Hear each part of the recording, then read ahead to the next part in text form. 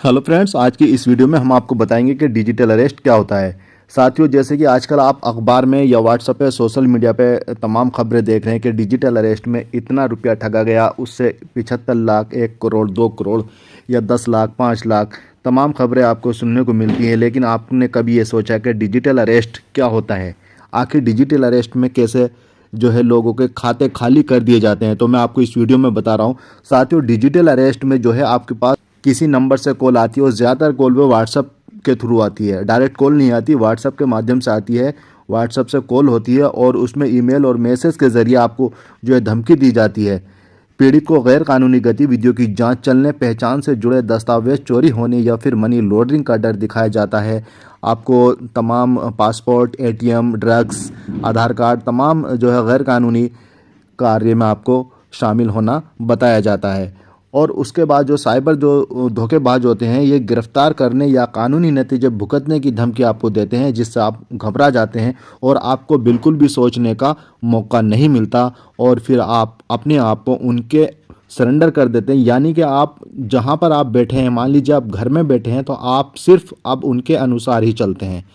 उनके पास नकली कोर्ट यानी कि अदालत, नकली पुलिस दफ्तर और एडवोकेट, जज, सीबीआई, तमाम सब कुछ पूरा स्टाफ उनके साथ शामिल रहता है, जिससे सामने वाला कैंडिडेट पूरी तरह से घबरा जाता है और उसके बाद वो उनके अनुसार ही चलने लगता है। यानी कि वो अपनी सारी डिटेल्स, अकाउंट डिटेल्स और अपने पासवर्ड सब उनको दे देता है और वो आपको बार बार ये धमकी देते हैं कि अगर आपने इसके बारे में किसी को इत्तला दी, किसी को बताया, तो फ़ौरन आपको अरेस्ट कर जेल में डाल दिया जाएगा और आपके ऊपर तमाम मामलात बताते हैं, तमाम धाराएं में आपका जो चालान होना बताते हैं।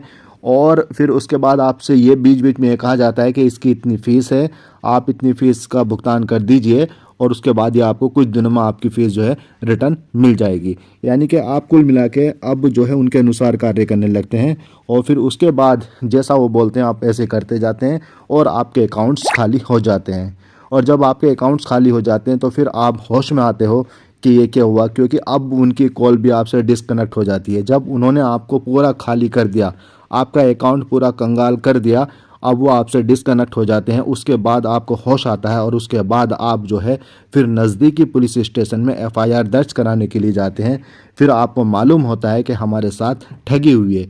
तो साथियों, मैं आपसे सिर्फ इतना बताना चाहता हूँ कि अगर आपके पास कभी भी कोई अननोन नंबर से कॉल आए, ठीक है, और आपको वो किसी भी मामलात में शामिल होना बताया जाए कि आप फला केस में शामिल है या आपके ऊपर ऐसे जो है आपके नाम का ऐसा पार्सल है या आप उन कार्यों में आपकी गतिविधि बताई जाती है, तो आपको घबराने की कोई ज़रूरत नहीं है। आप उनसे पहली बात तो आप फ़ोन काट दीजिए और अगर बार बार फ़ोन आता है तो उनको ब्लॉक कर दीजिए या आप ये कह दीजिएगा, ठीक, आप ये बोलिएगा कि आप कार्रवाई करो, जो भी आपको करनी है कार्रवाई, हम निर्दोष हैं लेकिन हम आपके अनुसार बिल्कुल भी कोई कार्य नहीं करेंगे।